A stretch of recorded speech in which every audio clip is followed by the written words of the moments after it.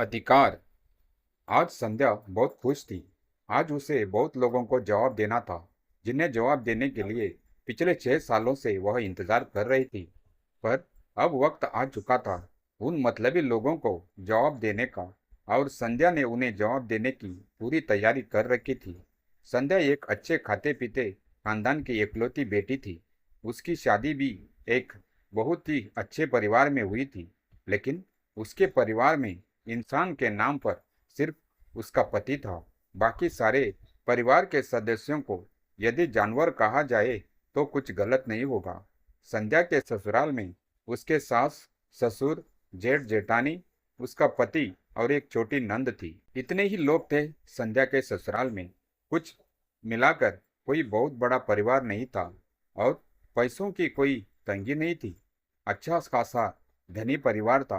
पर हाँ, संध्या का ससुराल एक जॉइंट फैमिली थी, तो संध्या और उसके पति के हाथ में कुछ भी नहीं था। सब कुछ सास ससुर के हाथों में था। ससुर जी के साथ ससुर के बिजनेस में ही सम्मिलित होकर दोनों भाई बिजनेस करते थे। ससुर जी का बिजनेस बहुत बड़े पैमाने पर फैला हुआ था, तो सबको मिलकर उस बिजनेस को संभालना पड़ता था। नहीं तो इतने बड़े बिजनेस को अकेले संभाल नहीं जा सकता। घर में संध्या की जेठानी बहुत ही तेज स्वभाव की थी और अपने इसी स्वभाव के कारण उसने पूरे घर पर अपना आधिपत्य जमा रखा था, क्योंकि वह पिछले 8 सालों से उस घर की बहू थी और उसने सब कुछ अपने हाथों में ले रखा था। संध्या की सास भी काफी तेज स्वभाव की थी। संध्या शुरू से ही काफी सीधी सीधी और बहुत ही धीरे स्वभाव की थी। साथ ही साथ उसका पति भी उसी की तरह धीरे स्वभाव का था। वह बहुत ही गंभीर और सीधा सीधा था, ज्यादा बोलता नहीं था। संध्या की छोटी ननंद बहुत तेज स्वभाव की तो नहीं थी।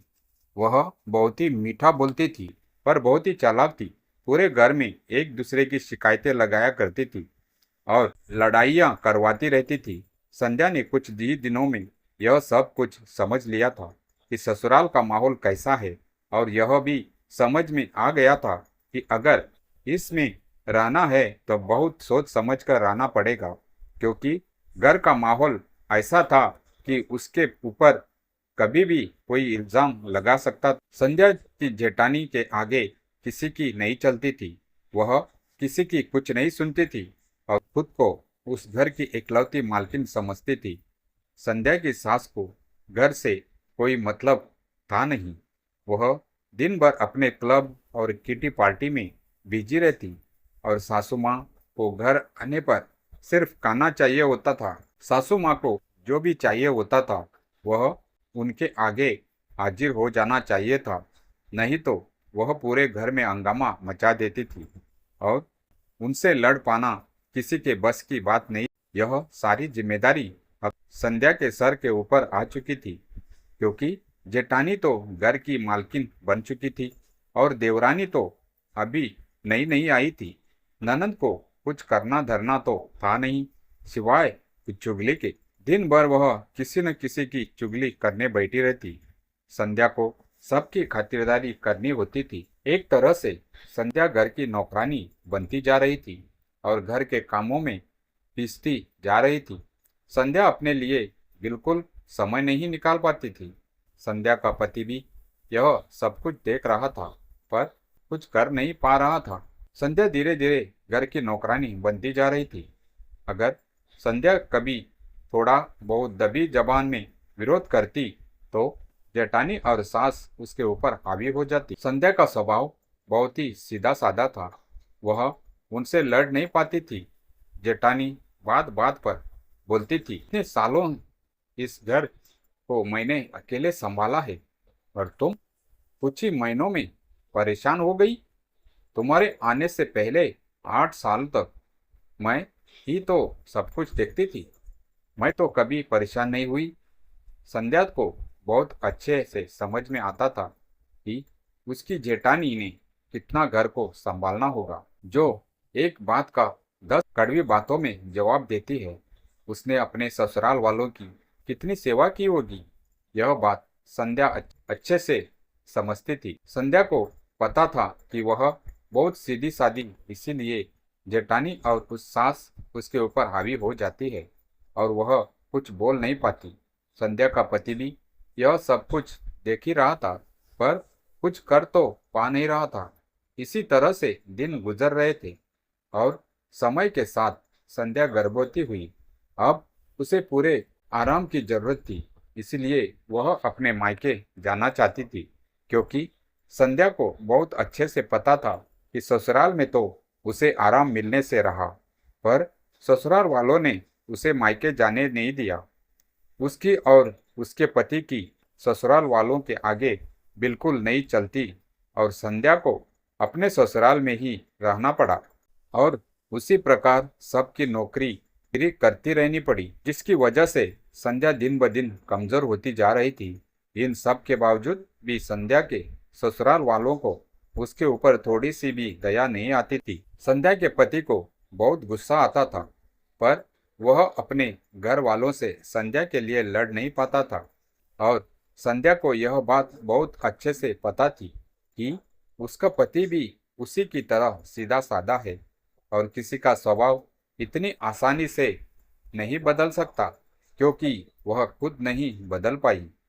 कमजोरी की अवस्था में संध्या की डिलीवरी हुई और उसने एक बेटी को जन्म दिया, लेकिन क्योंकि संध्या बहुत कमजोर थी और गर्भ अवस्था में उसके खाने पर पीने का बिल्कुल ध्यान नहीं रखा गया था, ना ही उसे कोई आराम मिला था, इसीलिए बच्ची बहुत ही कमजोर पैदा हुई थी।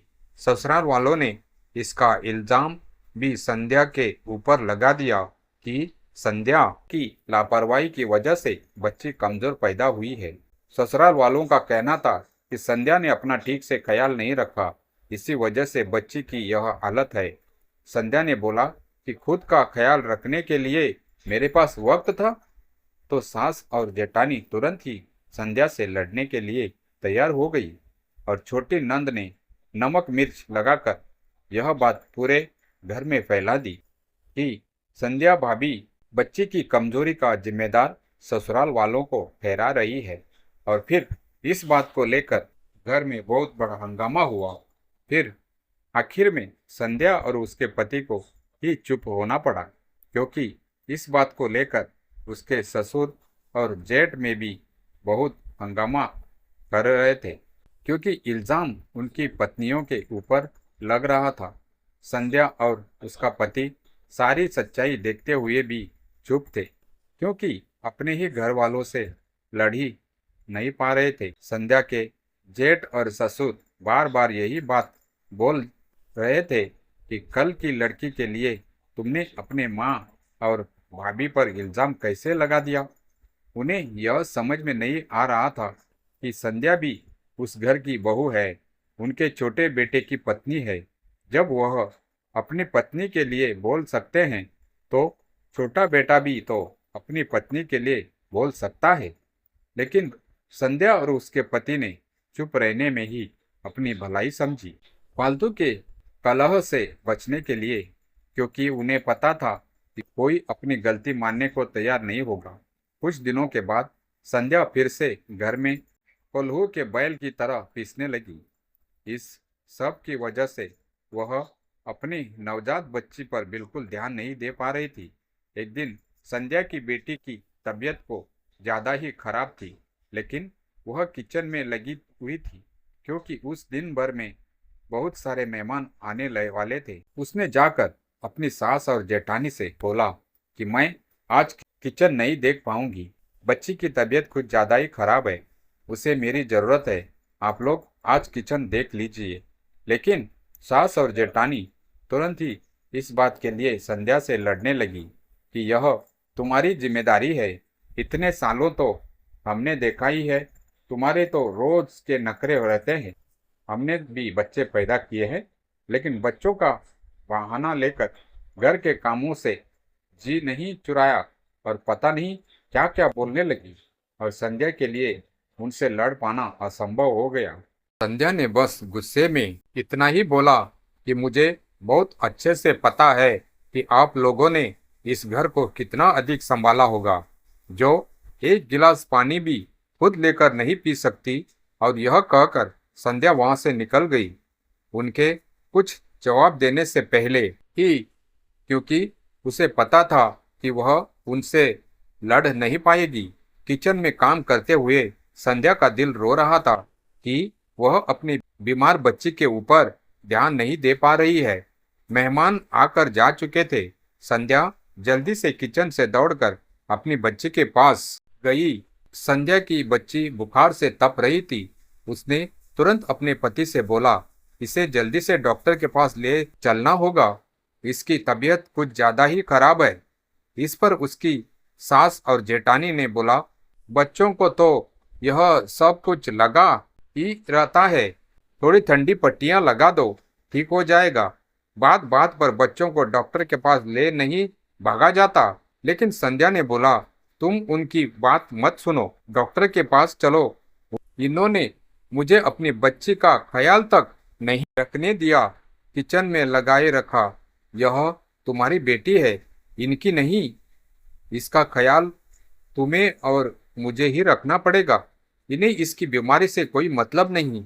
संध्या और उसका पति बच्चे को लेकर तुरंत डॉक्टर के पास गए। डॉक्टर ने जब बच्चे की हालत देखी तो वह बहुत जोर से चिल्लाया, आप लोग इंसान है या जानवर? बच्ची की इतनी ज्यादा तबीयत खराब है और आप लोग अभी इसे डॉक्टर के पास लेकर आ रहे हैं। देखकर लग रहा है इसका ठीक से ख्याल नहीं रखा जाता। डॉक्टर ने बोला, यह तो बहुत सीरियस है, मैं गारंटी नहीं ले सकता कि यह बचेगी या नहीं। अब तो संध्या और उसके पति की हालत खराब हो चुकी थी और फिर वही हुआ जो नियति को मंजूर था। संध्या की बच्ची नहीं रही। बहुत बड़ी गाज संध्या और उसके पति के ऊपर गिरी थी। संध्या जोर जोर से रोने लगी। थोड़ी देर के बाद संध्या और उसका पति अपनी बच्ची की लाश को लेकर घर आए। यह घर वालों ने जब देखा कि बच्ची नहीं रही तो वह भी थोड़ा घबरा गए। थोड़ी देर होने के बाद बच्ची का अंतिम संस्कार करवा दिया गया। संध्या अपने कमरे में बैठी रो रही थी। उसका पति भी वहीं पर था। तभी संध्या की सास और जेठानी वहां पर आए और बोले, कोई बात नहीं, छोटे बच्चों के साथ यह सब कुछ लगा रहता है। कई बार छोटे बच्चों के साथ ऐसे हादसे से हो जाते हैं। इसे अपने दिल पर मत लो। ईश्वर ने चाहा तो अगले साल तक फिर तुम्हारे गोद में एक बच्चा खेलेगा। संध्या ने आव देखा न ताव और बहुत जोर से चिल्लाई, हाँ, अगले साल तक फिर मैं माँ बन जाऊंगी और उसके कुछ महीनों बाद फिर आप और आपका परिवार मिलकर मेरे बच्चे को खा जाएगा जैसे इस बार खा गया है। पर इसमें गलती आप लोगों की नहीं, इसमें गलती मेरी और मेरे पति की है कि हमने अपनी बच्ची के लिए कोई कड़े कदम नहीं उठाए और आप लोगों के डर से चुप रहे, जिसकी वजह से मैं अपनी बच्ची पर ध्यान नहीं दे पाई। गर्भावस्था में भी मेरी बच्ची कमजोर थी क्योंकि मैं उसका ख्याल नहीं रख पा रही थी आप लोगों की वजह से, और इसी वजह से मेरी बच्ची कमजोर पैदा हुई थी। लेकिन मैं मानती हूँ गलती मेरी थी। आप लोगों के डर की वजह से मैं अपनी भोग पर ध्यान नहीं दे पाई और आज इतनी बड़ी गाज मेरे ऊपर गिर गई। मेरी बच्ची इस दुनिया में नहीं रही, इसमें भी मेरी ही गलती है। आप लोगों की वजह से मैंने और मेरे पति ने कभी भी अपने और अपने बच्चे के लिए आवाज नहीं उठाया। संध्या आज बहुत जोर से गरज रही थी। सास और जेठानी ने तो थोड़ी तेज आवाज में संध्या को चुप करने की कोशिश की तो संध्या और जोर से गरजी और बोली, खबरदार, जो आज किसी ने मुझे कुछ भी बोला मैं मुंह नोच लूंगी उसका। और फिर अपने पति की तरफ देखकर संध्या ने बोला, अब तो अपने अंदर के मर्द को जगाओ, तुम्हारे सामने तुम्हारी बच्ची मर गई, कब तक चुप रहोगे? सीधा होना अच्छी बात है, लेकिन इतना सीधा होना कि उस सीधेपन की वजह से अपनी आंखों के सामने अपनी औलाद चली जाए और उसके बाद भी तुम्हारे मुंह से एक शब्द ना निकले, ऐसा सीधापन किस काम का? अपनी बच्ची के लिए आज भी आवाज नहीं उठाओगे? किस तरह से अपनी शक्ल आईने में देखोगे? तुम्हारे इस सीधेपन की वजह से आज हमारी बच्ची हमारे साथ नहीं है। इसमें तुम्हारी भी गलती नहीं है। आज जो बात मैं तुमसे कह रही हूँ, यही बात मुझे तुमसे शादी के तुरंत बाद करनी चाहिए थी। आप कान खोलकर सुन लो। और मैं और तुम इस घर के नौकर नहीं है। और अब मैं इस घर का कोई काम नहीं करने वाली। और अब अगर तुमने अपनी जुबान नहीं खोली तो मैं तुम्हारे साथ इस घर में नहीं रहने वाली, क्योंकि अपनी बच्ची को तो मैं खो चुकी हूँ। और मुझे बहुत अच्छे से पता है कि जब तक इसी तरह से चलेगा मेरे सारे बच्चे एक एक करके मरते रहेंगे, क्योंकि यहाँ पर इंसान नहीं रहते, जानवर रहते हैं, जानवर। बच्चों को खा जाने वाले राक्षस रहते हैं। संध्या बदहवास सी काफी कुछ बोले जा रही थी। आज किसी की भी हिम्मत नहीं हो रही थी संध्या के आगे कुछ भी बोलने की या उसे चुप करने की। संध्या ने अपने पति को जी भरकर लताड़ा। संध्या के पति को भी समझ में आ चुका था कि संध्या कुछ भी गलत नहीं बोल रही है। अपने सीधेपन की वजह से आज उसने अपनी बेटी को खो दिया था। संध्या के पति ने किसी तरह से संध्या को दवाई देकर सुला दिया और रूम से बाहर आ गया। अब संध्या के ससुराल वालों को लगा कि संध्या सो चुकी है। अब उसके पति को आड़े हाथों लेते हैं और उन्होंने संध्या के पति को उल्टा सीधा बोलना शुरू किया कि तुम्हारी पत्नी की हिम्मत कैसे हुई हमसे ऐसा बोलने की। लेकिन अभी वह ज्यादा कुछ बोलते संध्या का पति एकाएक गरज उठा और बोला, खबरदार, अगर आप लोगों ने मुझे या मेरी पत्नी को कुछ भी बोला, हम आप लोगों के नौकर नहीं है। आप लोग मेरे बच्चे को खा गए। संध्या कुछ गलत नहीं बोल रही है। सिर्फ और सिर्फ आप लोगों की वजह से ही आज मेरी बच्ची की जान गई है। मैं आप लोगों को कभी माफ नहीं कर पाऊंगा और मेरे आज से आप लोगों से सारा रिश्ता खत्म। मैं अपनी पत्नी को लेकर इस घर से जा रहा हूँ। अपना घर, अपनी संपत्ति, अपनी दौलत अपने पास रखिए। संध्या के सास ससुर जेठ जेठानी ने संध्या के पति को बहुत समझाने की कोशिश की कि औरत की बातों में आकर इतना बड़ा फैसला नहीं लेना चाहिए। संध्या के ससुर ने कहा, यह सब कुछ तो होता रहता है, ईश्वर की मर्जी के आगे किसी की चलती है। ईश्वर ने चाहा तो अगले साल फिर तुम्हारी गोद में संतान आ जाएगी। इस घर को छोड़कर जाना सही नहीं है। पर संध्या के पति ने बोला, आप लोगों के साथ यह सब कुछ नहीं हुआ है ना पापा, इसीलिए आप ऐसा बोल पा रहे हैं। आपके तो तीनों बच्चे ठीक ठाक है ना, तो आप उस दुख का अंदाजा भी नहीं लगा सकते जिस दुख से मैं और संध्या गुजर रहे हैं। अपनी संतान को अपनी आंखों के सामने खोने का दुख। संध्या के जेठ ने अपने छोटे भाई को समझाने की कोशिश की। मर्दों को इतना ज्यादा भावुक नहीं होना चाहिए, कड़वा, खुद को संभालो। तो उसने फिर वही जवाब दिया, आपके तो दोनों बच्चे ठीक ठाक है ना भैया, तो आप भी मेरे दुख का अंदाजा नहीं लगा सकते। इस दुख का अंदाजा सिर्फ और सिर्फ मुझे और संध्या को है।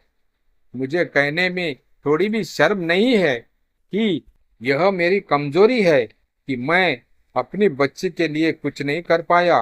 और मैं इस बात को मान रहा हूँ और इसीलिए मैं इस घर से अपनी पत्नी को लेकर जा रहा हूँ। अपनी दौलत अपने पास रखिए। इस दौलत का मैं क्या करूँगा जिसने मेरी बच्ची को भी मुझसे छीन लिया। इस पर संध्या की सास ने बोला, बहुत जोश आ गया है ना तुझे। तुझे क्या लगता है बाहर जाकर तू आराम की जिंदगी जिएगा? तुझे ये ऐशो आराम बाहर मिल जाएंगे? अरे भीख मांगेगा तू, भीख। और भीख मांगता हुआ वापस नहीं आया तो मेरा नाम बदल देना। अब तो संध्या के पति को और भी अधिक गुस्सा आ गया उसने संध्या को उठाया और बोला, अभी चलो, हमें अभी इसी वक्त इस घर से चलना है। संध्या को कुछ भी समझ में नहीं आ रहा था, पर पहली बार उसे ऐसा लग रहा था कि उसका पति उसके और उसकी बच्ची के लिए कोई कदम उठा रहा है। इसीलिए वह बिना कुछ पूछे अपने पति के साथ निकल गई। जाते जाते भी संध्या के सास ने ताना मारा, देख लेना, हाथ में कटोरा लिए हुए वापस नहीं आया तो मेरा नहीं। इस पर संध्या ने भी जाते जाते बोला, देख लेना, आप लोगों को घमंड को अपने पैरों तले न रौंदा तो मेरा नाम नहीं। संध्या और उसके पति घर से निकल तो गए थे, पर उन्हें समझ में नहीं आ रहा था कि वह कहाँ जाए। संध्या ने अपने भाई को फोन किया और सारी बातें बताई। संध्या के मम्मी पापा ने बोला, तुम दोनों तुरंत अपने घर आओ। तुम लोगों ने हमें इतना पराया कैसे समझ लिया? हम अभी जिंदा है। संध्या अपने पति को लेकर अपने मायके चली आई। वहां पर संध्या के मम्मी पापा और भाई भाभी ने उसकी सारी बातें सुनी और उन्हें समझ में आ गया कि संध्या और उसके पति के साथ उनके घर में कितनी नाइंसाफी हुई है। संध्या के मम्मी पापा ने बोला, तुम लोगों को जब तक दिल करे यहाँ पर रहो, इसे अपना ही घर समझो। संध्या के भाई भाभी ने भी संध्या और उसके पति से यही बात बोली और उनका पूरा साथ दिया। संध्या के भाई ने बोला, आपको जो भी काम करना है आप उसके बारे में आराम से सोचिए, हम अब आपके साथ है, आपका पूरा सहयोग करेंगे। आपके साथ जो कुछ गलत हुआ उसका विरोध करके आपने कुछ भी गलत नहीं किया। अब आप लोग अपनी आगे की जिंदगी के बारे में सोचिए। संध्या के भाई भाभी ने पूरा साथ दिया संध्या का। संध्या के भाई ने संध्या के पति से बोला, आप कल ऑफिस आइएगा, आपके काम करने के लिए सोच विचार किया जाएगा और तब तक संध्या भी मम्मी के पास आराम कर लेगी।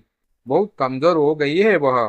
कुछ दिन मम्मी और भाभी के साथ रहेगी तो उसका मन भी हल्का हो जाएगा और अच्छे से खाएगी पिएगी तो शरीर भी मजबूत हो जाएगा। वैसे भी संध्या को बहुत ज्यादा कमजोरी आ गई है, उसे बहुत देखभाल की जरूरत है, जो भी एक माँ से अच्छा कोई नहीं कर सकता। संध्या के पति को उम्मीद नहीं थी कि संध्या के ससुराल में कोई दखलंदाजी नहीं की और अब जब उसने मुंह खोलकर मदद मांगी है तो वह हर कदम पर उसके साथ खड़े हैं, क्योंकि उन्हें भी बहुत अच्छे से पता है कि उनकी बेटी गलत नहीं है, बल्कि उसके ससुराल वाले गलत है। इधर संध्या के ससुराल में सबको लग रहा था कि कोई अपने मायके में कितने दिन रह सकता है। एक न एक दिन संध्या के मायके वाले उसको और उसके पति को बेइज्जत करके घर से निकाल ही देंगे और फिर उसके पास कोई चारा नहीं बचेगा और वह लौटकर अपने घर ही वापस आएंगे। इस गुमान में संध्या के ससुराल वाले और भी ज्यादा घमंड दिखा रहे थे और इधर संध्या अपने मम्मी और भाभी के देखरेख में शारीरिक और मानसिक रूप से स्वस्थ हो जा रही थी और उसका पति भी रोज नए नए बिजनेस के बारे में अपने साले को और ससुर जी से डिस्कस करने अपने भविष्य के लिए योजनाएं बना रहा था। संध्या के पति ने जल्दी अपना टाइल्स मार्बल का बिजनेस शुरू किया, जिसमें थोड़ा सहयोग सास ससुर ने किया, जिसे उसने समय के साथ लौटा देने का वादा किया और थोड़ा उसने बैंक से लोन ले लिया। बिजनेस के लिए जमीन संध्या के पिताजी ने दे दी। उसकी एक खाली जमीन पड़ी थी जो अभी उसके किसी काम की नहीं थी। संध्या के पति को यह सब कुछ लेना अच्छा नहीं लग रहा था, तो उन्होंने बोला, आपका बिजनेस जब चल निकले तो आप इसके पैसे हमें दे दीजिएगा, फिर तो आपको बुरा नहीं लगेगा। संध्या के पिताजी ने अपने दामाद से बोला, आप यह कभी मत सोचिएगा कि हमने आपको कुछ दिया है, बल्कि पूरे आत्मसम्मान के साथ बिजनेस कीजिएगा। यह सोचकर कि आपने हमसे कर्ज लिया है जो आप हमें समय के साथ लौटा देंगे। इस तरह से संध्या के पति ने अपना पूरा ध्यान अपने बिजनेस पर देना शुरू किया और संध्या भी अपने मम्मी और भाभी के साथ बहुत खुश थी। संध्या ने भी घर से ही अपना कुछ काम करने की सोची और उसने अपना एक यूट्यूब चैनल शुरू किया जिसमें वह अपने दैनिक जीवन के पलों को शेयर किया करती थी। संध्या ने अपने चैनल पर अपने जीवन के अच्छे बुरे पलों को शेयर किया जिससे लोगों को उससे बहुत सहानुभूति होने लगी और उसके संघर्ष ने लोगों को प्रेरित किया और उसका यूट्यूब चैनल बहुत तेजी से चल निकला। इधर संध्या का पति भी अपने बिजनेस में बहुत ज्यादा मेहनत कर रहा था और उसका बिजनेस दिन दोगुनी रात चौगुनी तरक्की कर रहा था। 2 साल होते होते संध्या के पति का बिजनेस बहुत तेजी से बढ़ गया था और संध्या का चैनल भी काफी ग्रो कर रहा था। संध्या और उसके पति दोनों को बहुत अच्छी आमदनी होनी शुरू हो गई और उन दोनों ने तय किया कि अब धीरे धीरे सबका कर्जा लौटाना शुरू करते हैं। संध्या ने अपने घर में सबको बोला कि अब तो उसके पति का बिजनेस और का यूट्यूब चैनल दोनों अच्छा चल रहा है तो धीरे धीरे उसका पति सबके कर्ज लौटा आएगा और 2 साल में उसने अपने यूट्यूब से इतनी इनकम जमा कर ली थी कि वह एक छोटा सा घर खरीद सकती थी। संध्या ने कहा, अब हम एक छोटा सा घर खरीदकर अपने घर में शिफ्ट होना चाहते हैं। मेरे पास इतने पैसे तो नहीं है कि मैं अपने ससुराल जैसा बड़ा घर खरीद सकूं, पर अभी हम दोनों के लिए एक छोटा सा घर ही काफी होगा जहां हम सुकून से रह सकेंगे। संध्या की माँ और भाभी ने तुम्हारा फैसला बिल्कुल सही है और संध्या की माँ और भाभी ने मिलकर एक अच्छा सा प्यारा सा छोटा सा घर संध्या के लिए पसंद किया जिसे संध्या ने खरीद लिया, जिसमें 2 कमरे, एक वॉशरूम, एक छोटा सा किचन और छोटी सी बालकनी थी। घर की कीमत करीब 15 लाख रुपए थी। संध्या के पति को हैरानी हो रही थी कि संध्या ने एक यूट्यूब चैनल से 2 साल में 15 लाख रुपए कमा लिए, पर संध्या ने बोला, जहाँ चाह वहाँ राह। बहुत मेहनत की है मैंने अपने चैनल को ग्रो करने के लिए और मेहनत का फल तो मिलता ही है। अब धीरे धीरे मेरी इनकम तो लगातार बढ़ रही है। मुझे साथ ही साथ और भी बहुत सारे ऑनलाइन प्लेटफॉर्म पता चल रहे हैं जिससे अच्छी कमाई होती है। मैं वहाँ भी ट्राई कर रही हूँ। धीरे धीरे मेरी इनकम बहुत ज़्यादा बढ़ जाएगी, इसका मुझे यकीन है। आप अपने बिजनेस पर ध्यान दीजिए और मैं अपने बिजनेस पर, क्योंकि हमें कुछ लोगों को जवाब देना है, याद रखिए। संध्या के पति ने बोला, हाँ तुम बिल्कुल ठीक बोल रही हो, और दोनों अपने अपने काम पर ध्यान देने लगे। संध्या फिर से गर्भवती थी और इस बार वह अपना पूरा ख्याल रख रही थी और उसकी माँ और भाभी तो थी ही उसका साथ देने के लिए, उसका पूरा ख्याल रखने के लिए। समय के साथ साथ संध्या ने एक बेटे को जन्म दिया और वह पूरी तरह से स्वस्थ था और इस बार संध्या भी पूरी तरह से स्वस्थ थी। अपने घर से निकले संध्या को 3 साल हो चुके थे। इस बीच उसका एक बच्चा भी हो चुका था, लेकिन इस बीच उसने अपने ससुराल वालों से कभी कोई संपर्क नहीं साधा और ना ही ससुराल वालों ने उनसे कोई संपर्क साधा। ससुराल वालों को तो अब यह भी नहीं पता था कि वह दोनों अभी संध्या के मायके में रहते हैं या कहीं और। उन लोगों ने कभी पता लगाने की कोशिश भी नहीं की वह दोनों कहीं भीख मांग रहे होंगे, क्योंकि उन्हें ऐसा लगता था कि वह दोनों जीवन में अकेले कुछ भी नहीं कर पाएंगे। उधर संध्या और उसके पति का बिजनेस बहुत ही अच्छा चल रहा था। संध्या के पति ने 1 साल के भीतर लगभग सबका कर्ज चुका दिया। उस प्लॉट की कीमत भी ससुर को दे दी जिस पर उसने अपना बिजनेस शुरू किया था, और अब सबका कर्ज चुकाने के बाद वह बिजनेस पूरी तरह से संध्या के पति का था। उन्हें अपने घर से निकले लगभग 4 साल हो चुके थे और उनके घर वाले इसी गुमान में थे कि उन्होंने अब तक कुछ खास नहीं किया होगा। जरूर कोई छोटी मोटी नौकरी करके जैसे तैसे अपना गुजारा चला रहे होंगे और आज नहीं तो कल लौटकर वापस आ ही जाएंगे। उधर संध्या के पति ने जब से अपने घर का बिजनेस छोड़ा था, उनके बिजनेस में बहुत लॉस हो रहा था, क्योंकि संध्या के पति के हिस्से का काम करने के लिए कोई बचा ही नहीं था और उसका काम को करने के लिए बाहरी लोगों को रखा गया था। बाहरी लोग काम तो करते थे पर साथ ही साथ बेईमानी भी करते थे। वह काम करने की तनख्वाह भी लेते थे और साथ ही साथ बेईमानी करके बिजनेस में भी घाटा करवा रहे थे और अपनी जेब भर रहे थे, क्योंकि बिजनेस बहुत बड़ा था। इसीलिए शुरू में तो उन्हें अंदाजा नहीं हुआ कि उनका बिजनेस इतने लॉस में जा रहा है, पर अब लगभग 4 साल बीत चुके थे और उन्हें समझ में आने लगा था कि उनका बिजनेस धीरे धीरे डूब रहा है। उन्हें पता चल चुका था कि अब तक उनके करोड़ों का नुकसान हो चुका है। संध्या के ससुर और जेठ चाहते थे कि संध्या और उसका पति वापस आ जाए, क्योंकि उनकी कीमत उन्हें पता चल चुकी थी, पर अब वह किस मुंह से उनसे संपर्क करते। इतने सालों तक उन्होंने उनसे कोई संपर्क नहीं रखा था।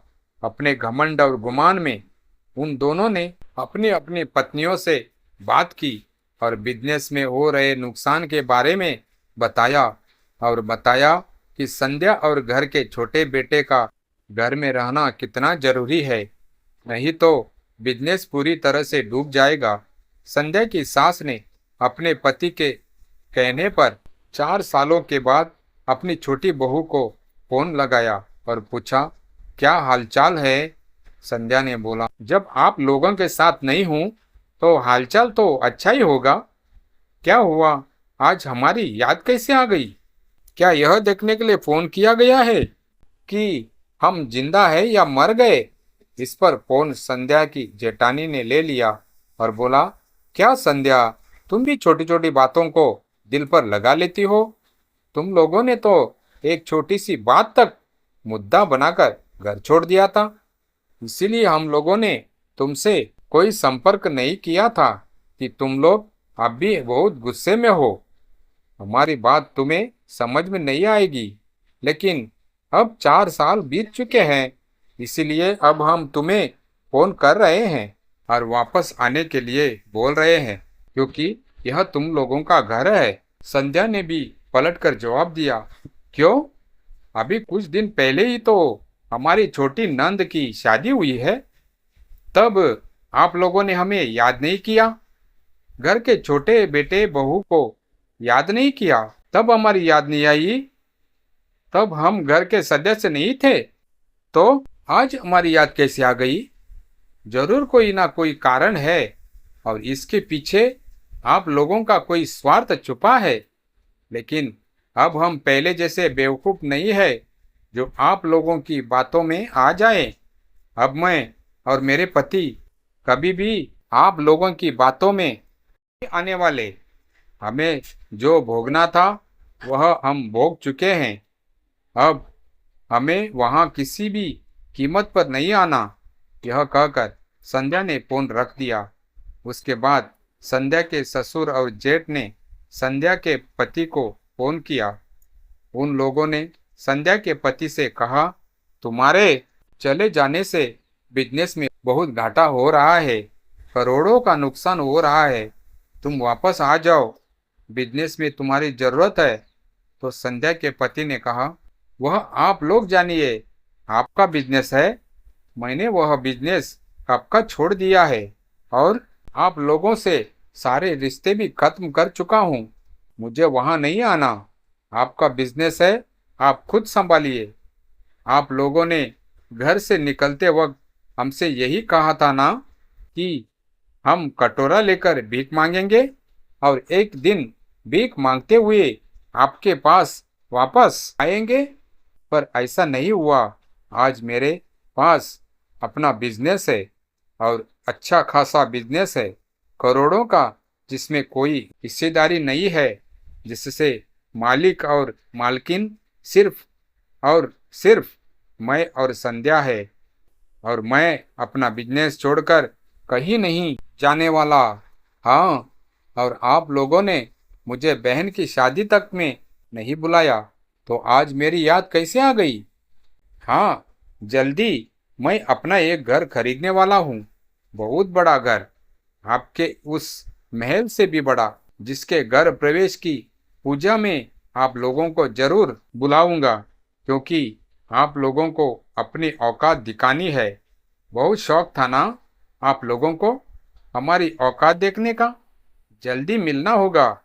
और हाँ, जल्दी एक फैक्ट्री और शुरू करने वाला हूँ, और उसे भी ऊंचाइयों तक पहुंच जाऊंगा। 2 साल के भीतर आप लोगों से मिलना जरूर होगा, यह वादा है मेरा। आप लोगों ने हमारे लिए जो सपना देखा था वह तो पूरा नहीं हुआ, लेकिन हमने जो कुछ अपनी मेहनत के बलबूते खड़ा किया है वह तो आप लोगों को दिखाना बनता है। यह कहकर संध्या के पति ने फोन काट दिया। संध्या के ससुराल वाले अब समझ चुके थे कि यह दोनों मियाँ बीवी अब उनकी बातों में आने वाले नहीं। उधर संध्या के ससुराल का बिजनेस दिन ब दिन डूबता जा रहा था और संध्या और उसके पति का बिजनेस दिन द्विगुनी रात चौगुनी तरक्की कर रहा था। संध्या ने धीरे धीरे और भी ऑनलाइन काम शुरू कर दिए थे, जिससे उसकी इनकम बहुत बढ़ गई थी। संध्या का बेटा भी अब 2 साल का होने को आया। संध्या और उसके पति को घर छोड़े लगभग 6 साल हो चुके थे। कुछ दिनों के बाद संध्या ने अपने पैसों से एक बहुत बड़ा आलीशान घर खरीदा, जो उसके ससुराल के घर से किसी भी मुकाबले में कम नहीं था, बल्कि उससे कहीं ज्यादा बड़ा और आलीशान था। और संध्या के पति ने अपने बिजनेस के पैसों से एक नई फैक्ट्री खोली और इन दोनों की पूजा की एक साथ रखी। अब उन लोगों को लगा कि अब मम्मी पापा और भाई भाभी को देखने का वक्त आ गया है कि उन्होंने क्या किया है। क्या वह कटोरा लेकर भीख मांग रहे हैं या आज उनसे बहुत आगे आ चुके हैं? उन्होंने जो कुछ भी किया है उसका जवाब तो उन्हें देना ही है, और हम उन्हें आईना दिखा कर ही रहेंगे। उन्होंने पार्टी में अपने मम्मी पापा और भाई भाभी को बुलाया। घर वाले तो ऐसे ही किसी मौके के इंतजार में थे ताकि सब कुछ सामान्य कर सके। घर वालों को लगा यह अच्छा मौका है, पार्टी में चलते हैं और उन दोनों को मनाकर वापस ले आएंगे। नियत समय पर संध्या के ससुराल वाले संध्या के गृह प्रवेश की पूजा में आए। साथ ही साथ उन्होंने फैक्ट्री भी देखी। संध्या और उसके पति का घर और बिजनेस देख उन्हें अपनी आंखों पर यकीन नहीं हो रहा था कि वह दोनों इतनी तरक्की कर जाएंगे।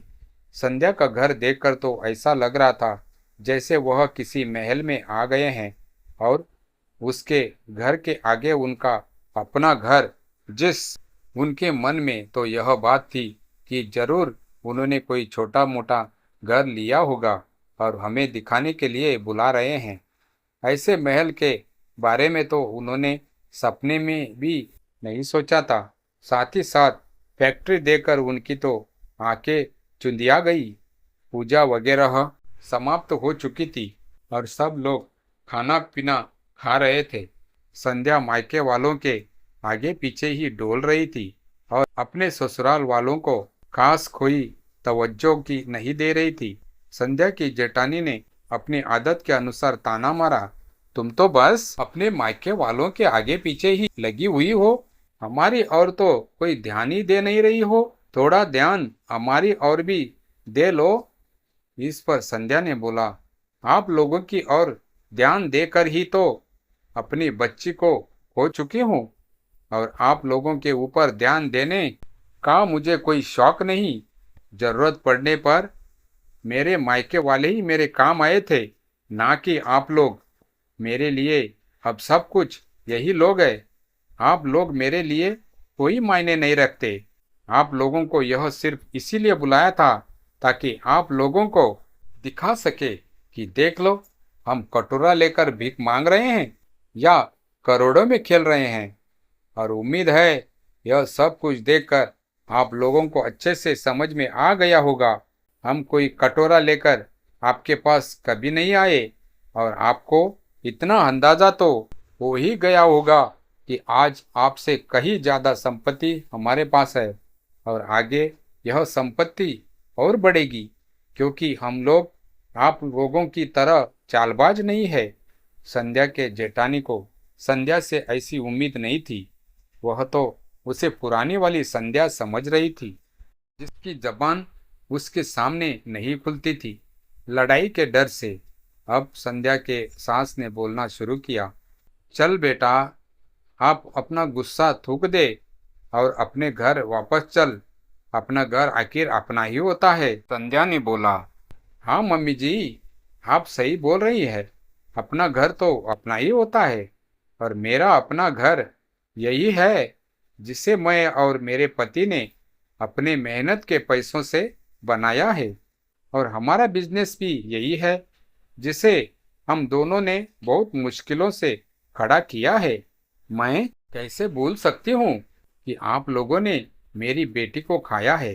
यह सुनकर संध्या की सास भड़क उठी, लेकिन संध्या को इससे कोई फर्क नहीं पड़ा और उसने बोला, जितना चिल्लाना है चिल्लाइए, लेकिन इस सच को आप नहीं बदल सकती कि आप लोगों ने मेरी बेटी की जान ली है। नहीं नहीं, यह मैं क्या बोल रही हूँ।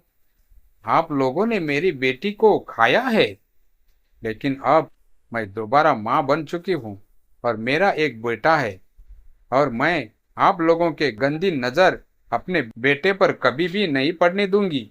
संध्या की सास चुप हो गई थी, क्योंकि संध्या की सास को पता चल चुका था कि संध्या पुरानी वाली संध्या नहीं रही और वह हर बात का मुंह तोड़ जवाब देगी और वह उसका सामना नहीं कर पाएगी, क्योंकि उसके पास उसकी बातों का कोई जवाब नहीं होगा। संध्या की माँ ने बोला, जाने दे, पुरानी बातें छोड़ दे। इस पर संध्या ने बोला, माँ, बचपन से आपने हमें यही सिखाया है कि छोड़ दे, जाने दे, शांति से रह। कभी हमें अपने हक के लिए लड़ना नहीं सिखाया, जिसका नतीजा यह निकला कि मैंने अपनी बच्ची खो दी इन स्वार्थी लोगों को जवाब ना दे पाने के कारण। संध्या की माँ के पास भी संध्या की बातों का कोई जवाब नहीं था। संध्या ने आगे बोला, मैंने इन लालची लोगों को यहाँ सिर्फ इसलिए बुलाया है ताकि मैं इन्हें दिखा सकूं कि आज हम किस मुकाम पर है और इनका सपना कि हम कटोरा लेकर भीख मांगेंगे कभी पूरा नहीं होने वाला। इन्हें बहुत घमंड था ना कि मैं और मेरे पति सड़क किनारे भीख मांगेंगे, तो आज अपनी आंखों से देख ले कि मैं और मेरे पति कहाँ पर है।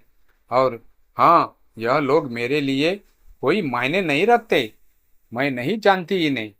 यह कहकर संध्या वहां से चली गई।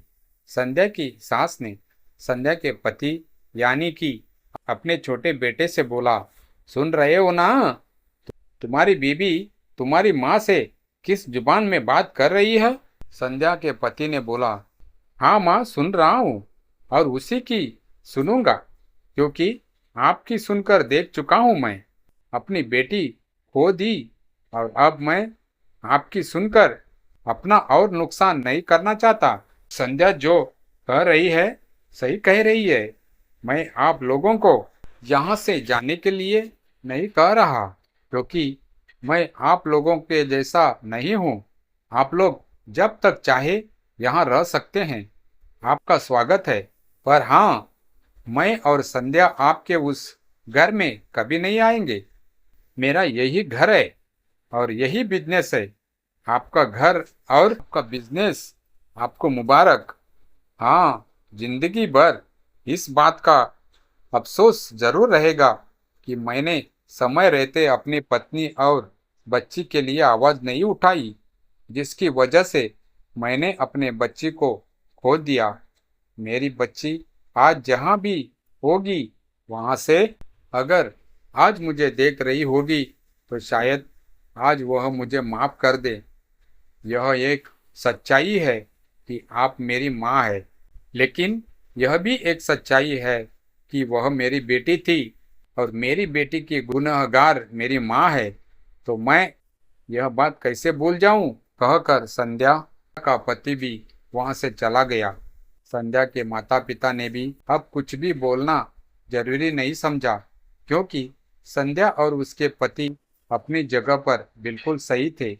संध्या के सास ससुर और जेठ जेठानी को समझ में आ चुका था कि संध्या और उसके पति अब उनके झांसे में कभी नहीं आएंगे और उन्होंने वहां से निकल जाने में ही अपनी भलाई समझी। वह चुपचाप वहां से निकल गए।